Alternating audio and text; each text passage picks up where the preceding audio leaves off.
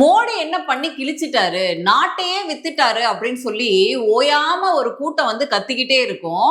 ஆனா ஏதாச்சும் நல்லது நடந்தா மட்டும் இந்த கூட்டம் வாயவே துறக்காது. அப்படி என்ன பண்ணியிருக்காரு மோடி அப்படி கேட்டீங்கன்னா, உலக நாடுகள் முழுக்க போர் பதட்டத்துல இருக்கு. குறிப்பா மேற்காசிய நாடுகள்ல நம்ம பார்த்துட்டு தான் இருக்கோம். ஆனா பெட்ரோல் டீசல் விலை கண்டிப்பா உயர்ந்துரும் அப்படிங்கிற ஒரு மனப்பான்மையில தான் மக்கள் இருந்துட்டு இருக்காங்க. ஆனா சூப்பரா அதிரடியா ஒரு விஷயத்த பண்ணியிருக்காங்க மோடி அரசாங்கம். கலால் வரியை வந்து ₹10 வரைக்கும் பர் லிட்டர் வந்து குறைச்சிருக்காங்க. சோ இத பத்தி தான் இந்த காணொலியில பேச போறோம். வணக்கம், நான் லோகேஸ்வரி.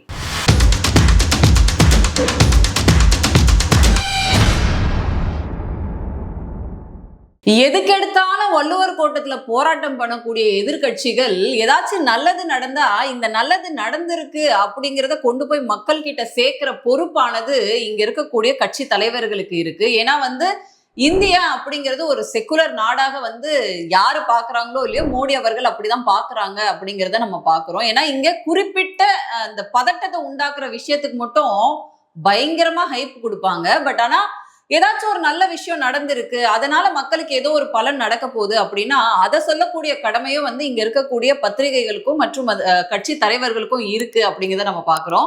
என்ன விஷயம், ஏன் இதெல்லாம் பேசிட்டு இருக்கேன் அப்படின்னா, நமக்கு ஏற்கனவே தெரியும் உலக நாடுகள் முழுக்க வந்து ஈரானுக்கும் இஸ்ரேலுக்கும் சண்டை, ரஷ்யாக்கும் உக்ரைனுக்கும் சண்டை அப்படின்னு ஒரு பதட்டமான சூழல் தான் நமக்கு பாக்குறோம். குறிப்பா நம்ம அண்டைய நாடுகளான பாகிஸ்தானா இருக்கட்டும், ஸ்ரீலங்காவா இருக்கட்டும், இங்கெல்லாம் இருக்கக்கூடிய வறட்சியை நம்ம பாக்குறோம். அங்க இருக்க மக்கள் வந்து எப்படி பாதிக்கப்பட்டிருக்காங்க, அவங்களோட வாழ்வாதாரம் எப்படி இருக்கு அப்படின்னு பாக்குறோம்.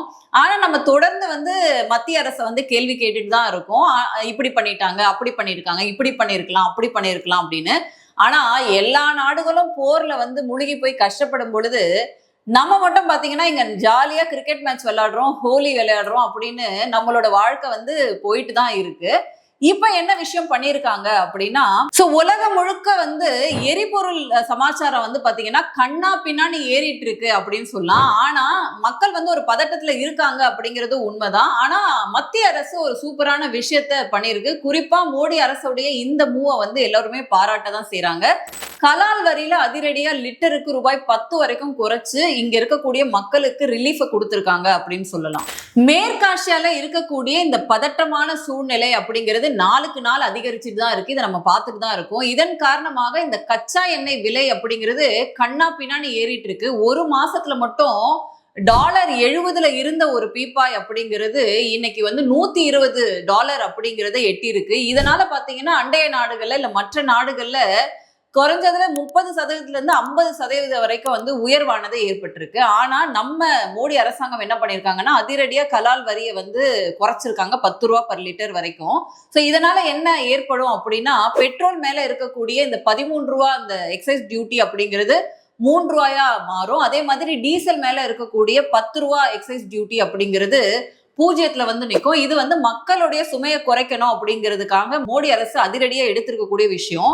மற்ற தென்கிழக்கு நாடுகள்ல என்ன மாதிரியான இன்க்ரீஸ் எல்லாம் இருக்கு அப்படின்னு பாத்தீங்கன்னா, குறிப்பா வந்து ஆசிய நாடுகள்ல 30% இருந்து 50% வரைக்கும் உயருது. வட அமெரிக்கால மட்டும் 30% அப்படிங்கிறது உயர்வு அப்படிங்கிறத பார்க்கலாம். ஐரோப்பியால 20%, அமெரிக்கால சுமார் 50% வரைக்கும் உயர்வானது ஏற்படுது. இந்த மாதிரி சூழ்நிலையில தான் வந்து பாத்தீங்கன்னா விதிவிலக்கா இருக்கு இந்தியா வரியை வந்து குறைச்சிருக்காங்க அப்படிங்கிறத நம்ம பார்க்கிறோம். சோ இந்த நடவடிக்கை மூலமா வந்து எண்ணெய் நிறுவனங்களுக்கு ஏற்படக்கூடிய அந்த லாஸ் இருக்கு இல்லையா, அதை வந்து கவர்மெண்டே ஃபேஸ் பண்ற மாதிரியான ஒரு சிச்சுவேஷனை தான் உருவாக்கி இருக்காங்க. பொதுமக்கள் தலைமையில விழ வேண்டிய அந்த பிரச்சனையை அரசுக்கு வருவாய் இழப்பு ஏற்பட்டாலும் பரவாயில்ல அப்படின்றதுனாலதான் அதிரடியா வந்து எக்ஸைஸ் டியூட்டியை குறைச்சிருக்காங்க அப்படின்னு பார்க்கலாம். இன்னொரு பக்கம் இந்த பக்கம் எக்ஸைஸ் டியூட்டியை குறைச்சதோட ஏற்றுமதி விஷயத்திலையும் கான்சென்ட்ரேட் பண்ணியிருக்காங்க. குறிப்பா உள்நாட்டு தேவைகளை பூர்த்தி பண்ணணும், இங்க எந்த விதமான தட்டுப்பாடும் ஏற்படக்கூடாது அப்படின்ற நோக்கத்துல ஏற்றுமதி செய்யக்கூடிய டீசலுக்கு ஒரு லிட்டருக்கு ₹21.5 வரியும், அதே மாதிரி விமான எரிபொருளுக்கு தேவைப்படக்கூடிய அந்த ஒரு லிட்டருக்கு பாத்தீங்க அப்படின்னா 29.5 வந்து உயர்த்தி இருக்காங்க. இதனால வந்து பாத்தீங்க அப்படின்னா உள்நாட்டு தட்டுப்பாடு அப்படிங்கிறது ஏற்படாது.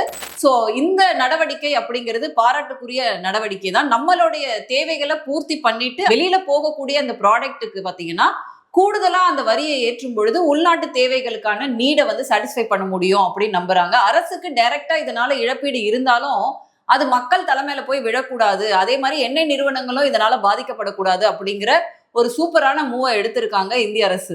சோ இப்படி உலக நாடுகள் மத்தியில பதட்டமான போர் சூழல் இருக்கு. ஒரு பக்கம் உக்ரைன் ரஷ்யா வாரா இருக்கட்டும், இல்ல இங்க ஈரான் இஸ்ரேல் வார், இல்ல அமெரிக்காவோட மோதுறதா இருக்கட்டும், இப்படி ஒவ்வொரு நாடும் வந்து பதட்டத்தின் உச்சியிலேயே இருக்கிற நேரத்துல இந்தியா ஸ்ட்ராட்டஜிக்கா திங்க் பண்ணி நம்மளோட மக்களுக்கு என்ன தேவை, உள்நாட்டுக்கு என்ன தேவை, நம்ம பத்திரமா இருக்குமா, நம்மளோட தேவைகள்லாம் பூர்த்தி ஆகுதா, என்ன மாதிரியான தட்டுப்பாடுகளும் வராம மக்கள் தலையில அந்த சுமையை கொண்டு போய் சேர்க்காம கன்சிஸ்டண்டா எப்படி ஃபாலோ பண்ணலாம் அப்படின்ற விஷயத்த பாக்குறாங்க. நிறைய பேர் வந்து விமர்சனங்கள் பண்ணலாம். பாத்தீங்களா, இப்ப அந்த காலத்துல அப்படி இருந்துச்சு, இந்த காலத்துல இப்படி இருக்கு, 2014 அப்படி இருந்துச்சு அப்படின்னு சொல்லலாம். பட் ஆனா நம்ம சுற்றி இருக்கக்கூடிய நெய்பரிங் கண்ட்ரிஸ் என்ன மாதிரியான விஷயத்த ஃபேஸ் பண்றாங்க அப்படிங்கிற விஷயத்தையும் உலக அரசியலும் நம்ம சேர்ந்து பார்க்கணும் அப்படிங்கிறதுதான். இந்த ஒரு வரி குறைப்பு அப்படிங்கிறது வந்து பாத்தீங்கன்னா ஒரு வரவேற்கத்தக்க கூடிய விஷயம்.